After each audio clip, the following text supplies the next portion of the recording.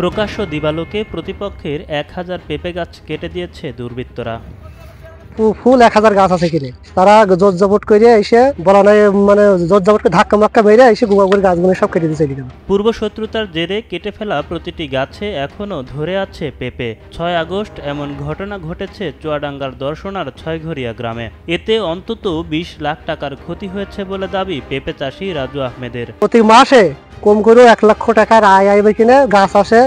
2 বিঘা জমিতে প্রায় 1000 পেঁপে গাছ ছিল ক্ষতিগ্রস্ত চাষি রাজু আহমেদের। প্রতিপক্ষ আব্দুল কাদের ও স্থানীয় কয়েকজন যুবক প্রকাশ্য দিবালোকে তার পেঁপে গাছগুলো কেটেছে বলে অভিযোগ রাজু আহমেদের। আমার এই জমিটা আমি লিজ নিয়েছি, নিয়ে আমি 2 বিঘে 15 কাঠা জমি আমি লিজ নিয়ে পেঁপে চাষ করেছি। আমার সকালবেলা রিপন, ফরাদ, কাদের, ইসমাইল, দলু এরা এসে আমার এই গাছগুলো কেটে দিয়েছে। গাছে গাছে পেঁপে ঝুলে থাকলেও শুধুমাত্র শত্রুতার কারণে গাছগুলো কেটে ফেলায় ক্ষুব্ধ স্থানীয়রা। এই ঘটনার বিচার চান তারা। পেঁপে গাছ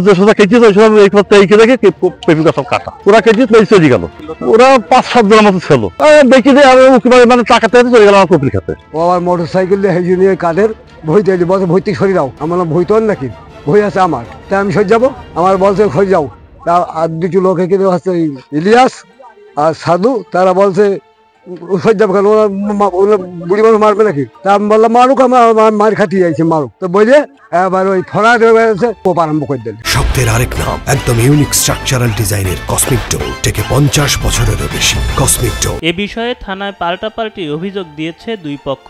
তবে ঘটনার সুষ্ঠু তদন্তের পর প্রয়োজনীয় আইনগত ব্যবস্থা নেওয়া হবে বলে জানান দর্শনা থানার ভারপ্রাপ্ত কর্মকর্তা বিপ্লব কুমার সাহা।